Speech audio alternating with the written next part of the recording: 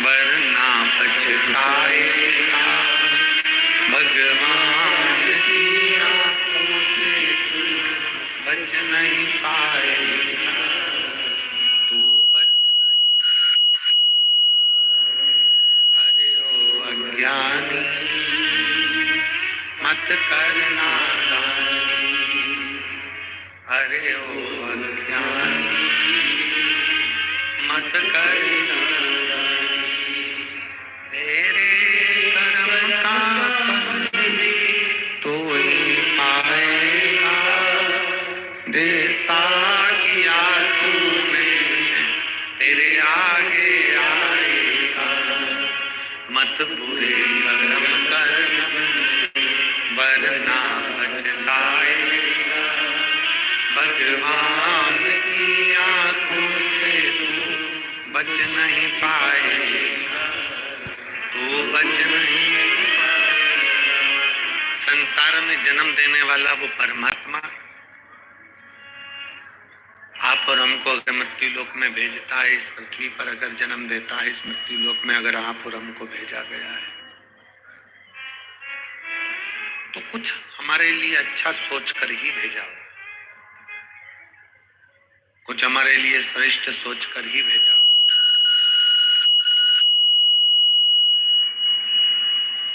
कुछ हमारे लिए अच्छा विचार कर कर ही भेजा हो। एक बगीचे में बहुत सारे फूल लगे हुए हैं,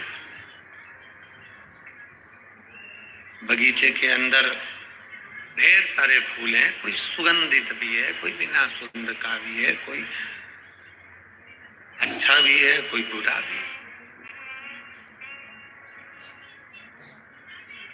शिव कथा कहती है, भगवान शंकर का चरित्र कथा है, शिव महापुराण की कथा कहती है। बगीचे में बहुत फूल है, कोई पुष्प सुगंधवान है, कोई पुष्प दिखने में सुंदर है, कोई पुष्प खाने में सुंदर है, कोई पुष्प सुगंध से आनंदित है, कोई पुष्प देखने में अच्छा नहीं लगता, कोई जहरीला होता है, कोई कैसा होता है। शिव महापुराण की कथा कहती है जैसे बगीचे में बहुत पुष्प हैं, सबका कलर अलग है, सबका रंग अलग है, सबकी सुगंध अलग है, सबका स्वरूप अलग है, कोई मीठा है, कोई कड़वा है, कोई अच्छा है, कोई जहरीला है, उसी तरह भगवान की इस पवित्र भूमि पर, परमात्मा की इस पृथ्वी पर, इस धरा पर आप और हम सब पुष्प की तरह। बगीचे में अच्छा पुष्प लगा, आप उसके करीब में चले, बेकार पुष्प था, आप उससे दूरी बनाए। संसार अच्छे और बुरे दोनों से बना हुआ है, इसमें अच्छे भी मिलेंगे और बुरे भी मिलेंगे।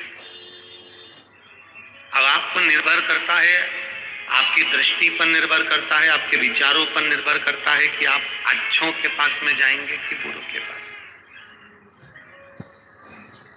आप श्रेष्ठ के पास जाएंगे कि अनश्रेष्ठ के पास।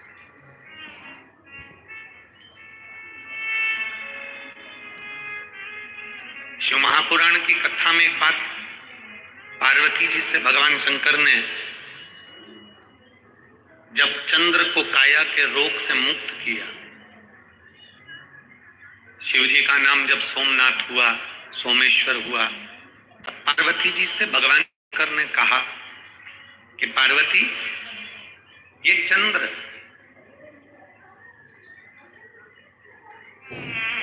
पूर्व में जब तुम सती थी, दक्ष प्रजापति के घर में तुम जन्मी थी, माता प्रसूति के गर्भ से तुम्हारा जन्म हुआ था, तुम्हारी 27 बहनें इस चंद्र के साथ भी आई थी। ये तुम्हारी बहनों का पति है।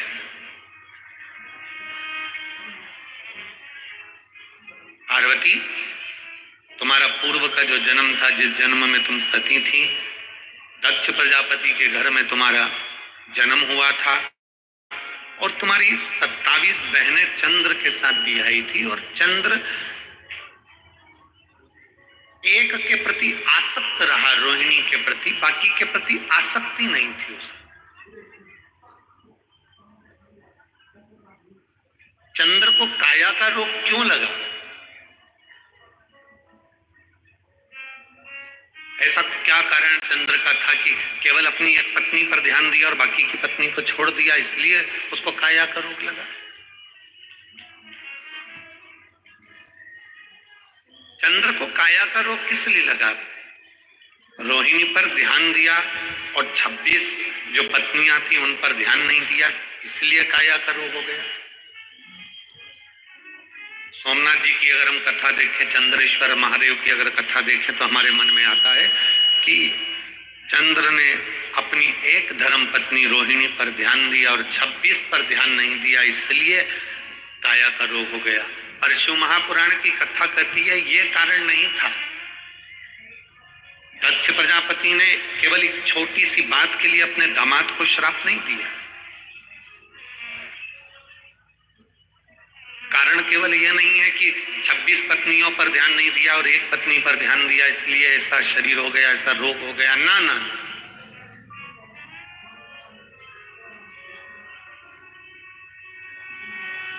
भगवान शंकर कह रहे हैं पार्वती रोग का कारण केवल इतना सा था कि 27 पत्नियों में से एक रोहिणी को चंद्रदेव ज्यादा चाहते थे, 26 को नहीं चाहते थे। कोई बात नहीं, 26 को नहीं चाहते ना, कोई बात नहीं। इसमें श्राप का कोई कारण नहीं बनता, इसमें श्राप देने का कोई कार्य नहीं बनता।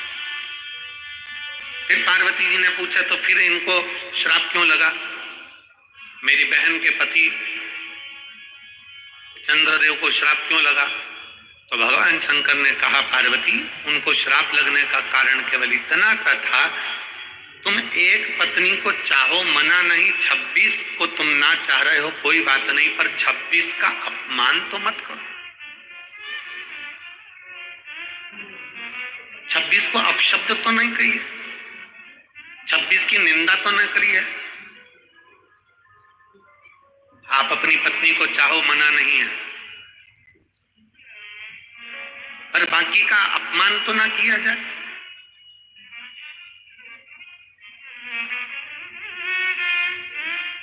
एक सास के जीवन का सबसे बड़ा लक्ष्य होता है उसकी बहू अच्छी आए, पर सास के जीवन का सबसे बड़ा लक्ष्य एक और होता है कि हमारे घर में अगर 4 बेटे हैं, 3 बेटे हैं, 2 बेटे हैं, 5 बेटे हैं और उनकी बहू आ जाए, तो ये सास का लक्ष्य होना चाहिए कि कभी भी मुख से ये ना कहे कि मेरी बड़ी बहू अच्छी है, कि छोटी अच्छी है, कि मंजली अच्छी है, कि संजली अच्छी है। अपनी दृष्टि में रखो कि कौन कैसा है, पर अपने मुख से कभी किसी एक बहू को श्रेष्ठ बताते हुए बाकी की बहुओं की बुराई जिंदगी में ना करी जाए, वो हमारे जीवन का दुख का कारण बन जाए, वो हमारे तकलीफ का कारण बन जाए। चंद्रदेव को काया का रोग क्यों हुआ? चंद्रदेव ने अपनी पत्नी रोहिणी को ज्यादा प्रेम करा इसलिए काया का रोग हुआ? नहीं नहीं नहीं, चंद्रदेव को कारण काया का रोग इसलिए हुआ क्योंकि चंद्र 26 जो पत्नियां थी, 27 में तो प्रेम था, 26 पत्नियों का अपमान कर देते थे। 4 लोग बैठे हैं, 4 लोगों में जैसी पत्नी पानी लेकर आई अपमान कर दिया, हर कुछ कह दिया, अपशब्द कह दिए, चिल्लाकर दौड़ दिए, कुछ कहने में आ गया, कुछ बोल दिए। शिव महापुराण की कथा कहती है अगर किसी ने कोई गलती करी है तो उसके कानों में जाकर कहिए कि तुमने ये गलती करी है।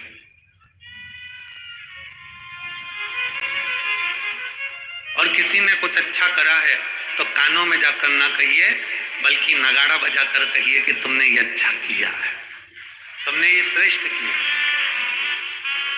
26 पत्नियां जब पानी लेकर आती, चंद्र तब चिल्लाकर दौड़ते। 26 पत्नियों में से एक पत्नी जब पंखा डोलाती, चंद्र जब चिल्ला के दौड़ते। दुनिया के लोगों ने कहा कि 26 पत्नियों पर ध्यान नहीं दिया इसलिए चंद्र को काया का रोग हुआ। ना ना ना, 26 पत्नियों पर ध्यान नहीं, 26 पत्नी का अपमान करा इसलिए काया का रोग।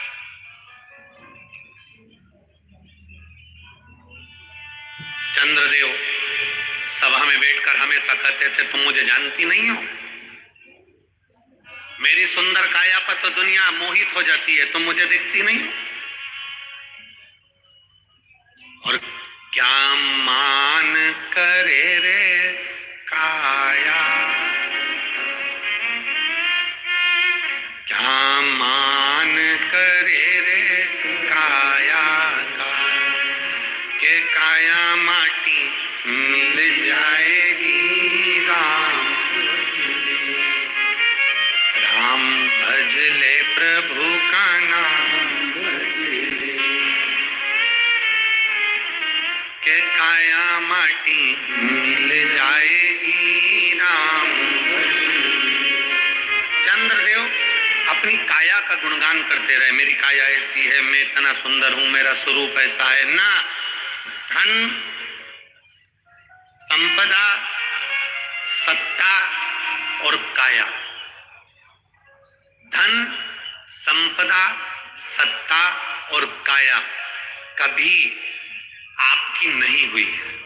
थोड़े दिन अगर धन का सुख भोग रहे हो सकता है कि जीवन का क्या पहलू आ जाए, किसने देखा, इसलिए मर्यादित शब्द होना चाहिए। काया बहुत सुंदर है, बचपन में सुंदर है, जवानी में सुंदर है, अधेड़ी आएगी तो वो काया भी आपको लगेगा, बताओ मैं तो कितना सुंदर था, पहले ऐसा था, पहले वैसा था, और काया ऐसी हो गई। सत्ता, आज आपके पास में अच्छा पद है, अच्छी प्रतिष्ठा है, अच्छी कुर्सी है, आप कोई अधिकारी के पद पर बैठे हो, आप कोई मंत्री के पद पर बैठे हो, आप कोई अध्यक्ष उपाध्यक्ष के पद पर बैठे हो, आपके पास में सत्ता है, आप कभी मालूम पड़ा विधायक बनकर बैठ गए, कभी सांसद बनकर बैठ गए, कभी कुछ बनकर बैठ गए, कभी कुछ बनकर बैठ गए, आपके पास सत्ता है। और इसके पहले किसी और के पास थी, उसके पहले किसी और के पास थी। जीवन का क्या ठिकाना है, कब किसके पास पहुंचे।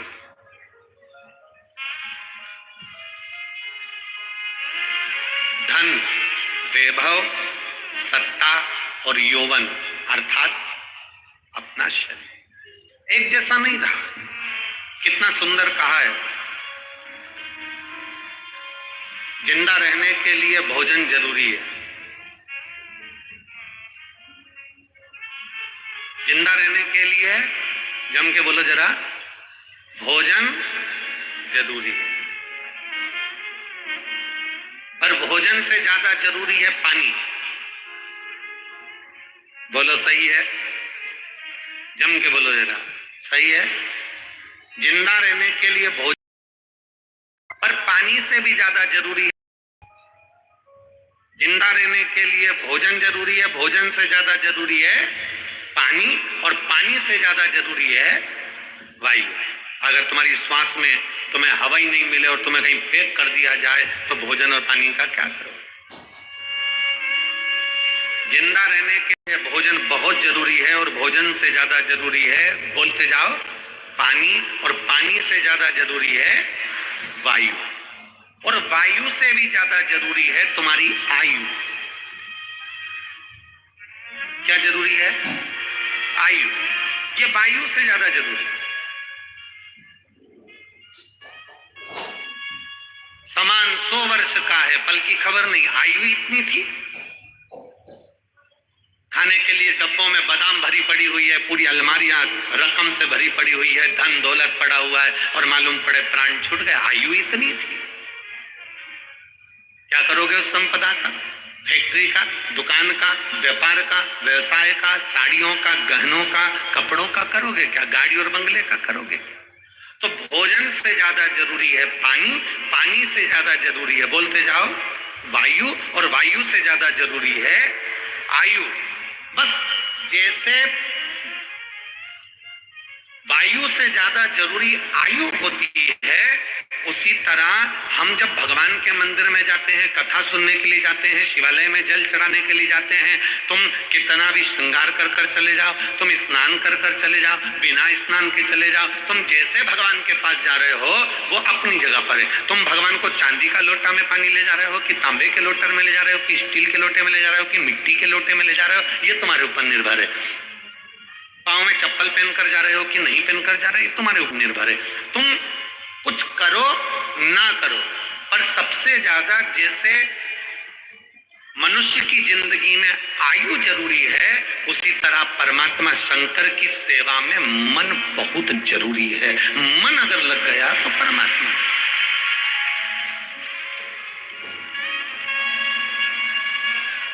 मन नहीं लगा तो परमात्मा ही नहीं। एक महिला ने एक पत्र लिखा,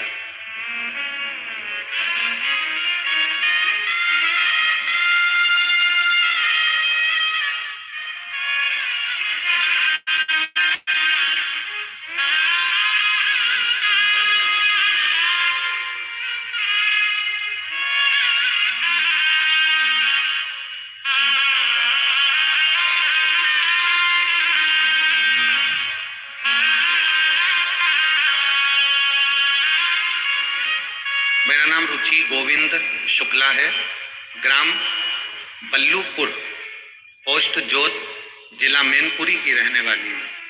कहीं बैठी हो तो एक बेलपत्र के लिए आ सकती हैं। मेरा नाम रुचि गोविंद शुक्ला, मैं ग्राम बल्लूपुर, पोस्ट जोत, जिला मैनपुरी की रहने वाली हूँ। एक लोटे जल का मैं क्या गुणगान करूं गुरुदेव।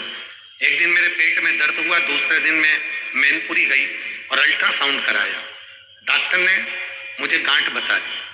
अल्ट्रासाउंड कराने के बाद मेरे शरीर में गांठ बताई, फिर सीटी स्कैन के लिए आगरा जाने को सलाह दी। वहां हमने आगरा में सीटी स्कैन और अल्ट्रासाउंड की रिपोर्ट देखकर डॉक्टर ने मुझे कैंसर बता दिया। डॉक्टर ने मुझे कैंसर बताया। आप लोग पत्र को एलईडी पर आस्था चैनल पर पढ़ सकते हैं। डॉक्टर ने मुझे कैंसर बताया, लास्ट स्टेज का कैंसर था, ऑपरेशन नहीं होगा, कीमो लगेंगे, फिर कोई गारंटी नहीं है। तब मेरे भाई ने कहा कीमो नहीं लगवाएंगे, कहीं और दिखाएंगे। फिर लक्ष्य कैंसर हॉस्पिटल कायमगंज फर्रुखाबाद में दिखाया। डॉक्टर ने कहा कैंसर है, जल्द से जल्द ऑपरेशन होगा। डॉक्टर ने कहा ऑपरेशन लखनऊ होगा, यहाँ नहीं हो पाएगा। लक्ष्य कैंसर हॉस्पिटल जाते ही मुझे भी पता चल गया कि मुझे कैंसर है। मैं अंदर से टूट गई। मम्मी ने कहा टीवी पर शिव महापुराण की कथा आती है, उसमें सियोर वाला महाराज कुछ बताता है, एक लोटा जल सभी समस्याओं का हल बोलता है। मम्मी ने कहा शिव जी पर चढ़ा हुआ जल पीकर जाना, तो ऐसे मत जाना। मेरी माता के वचन पर विश्वास कर कर और सियोर वाला महाराज आप पर भरोसा कर कर शंकर को जल चढ़ाया। जल चढ़ाकर मेरे 2 छोटे छोटे बच्चे हैं, मैंने अपनी जेठानी को दे दिया कि अब मेरा कोई पता नहीं है, क्योंकि डॉक्टर ने केवल 1 महीने का टाइम दिया है कि मैं इससे ज्यादा नहीं जी सकती। मैंने अपने बच्चे अपनी जेठानी को दे दिए। और बाबा मैं क्या वर्णन करूं, मैंने शंकर पर जल चढ़ाकर विश्वास कर कर जल पी लिया।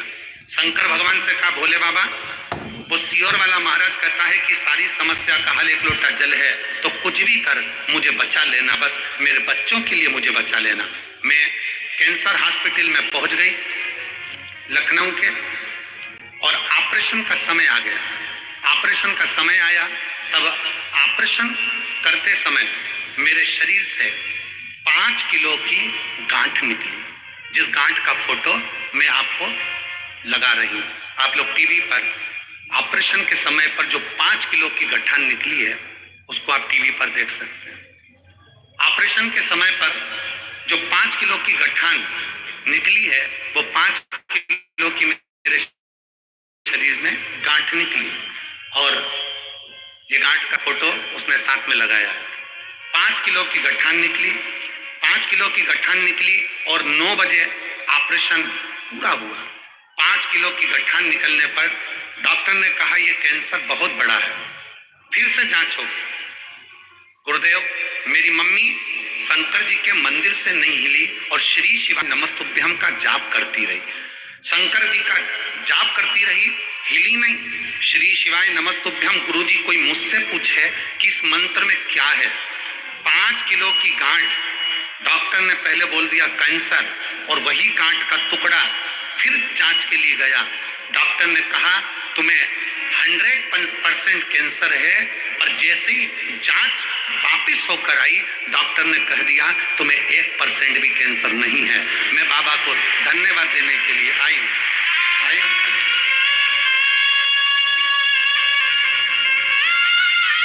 मेरा नाम रुचि गोविंद शुक्ला, मैं ग्राम बल्लपुर, पोस्ट जोत, जिला मैनपुरी की रहने वाली हूँ।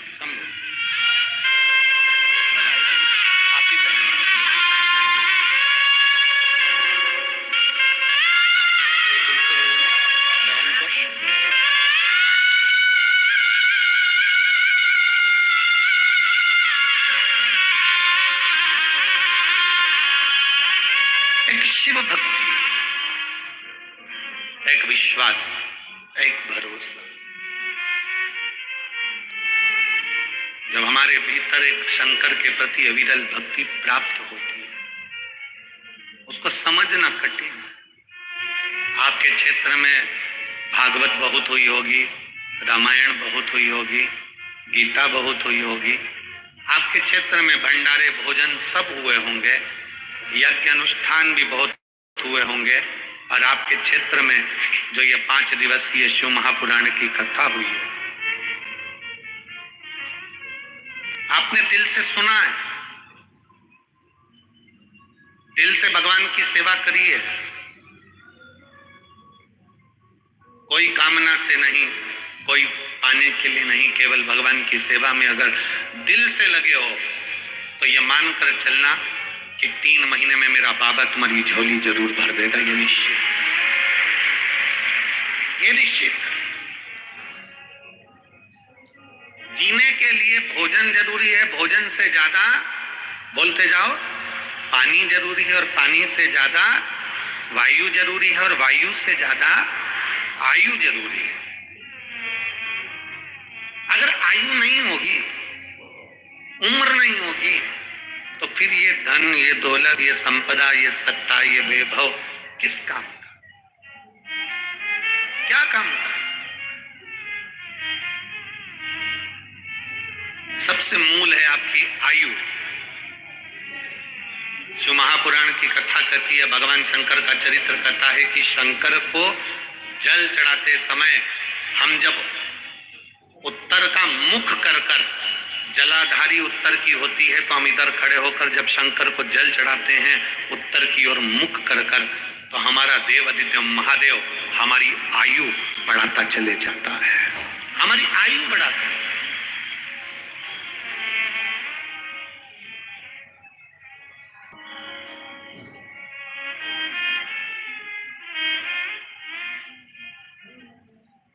शंभू का भजन, शिव का स्मरण।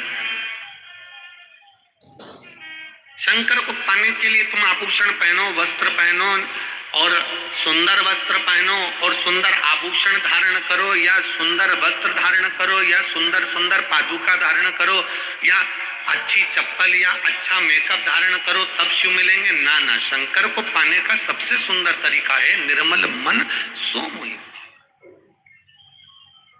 निर्मल मन होना चाहिए। और प्रत्येक घर के अंदर छोटा सा छोटा एक शिवलिंग होना चाहिए। शिवलिंग की आकृति या अंगुष्ठ को खड़ा करो, हाथ रखो, इससे बड़ा शिवलिंग अपने घर के अंदर ना हो। इससे जितना छोटा छोटा छोटा छोटा होगा उतना फल है। लोग कहते हैं क्या शंकर का शिवलिंग घर में रखेंगे तो रोज पूजन की जरूरत पड़ेगी? शिव महापुराण की कथा कहती है अगर शंकर का शिवलिंग तुम्हारे घर के अंदर है, तुम 5 दिन के लिए 10 दिन के लिए कहीं चले गए, तुमने उसका स्नान नहीं कराया, कोई बात नहीं, तुमने उसकी पूजन नहीं करी, कोई बात नहीं। शंकर का शिवलिंग अगर घर के अंदर है, आप 1 महीने के लिए कहीं चले गए, शिवलिंग घर में है, उसकी पूजन नहीं हो रही, जल नहीं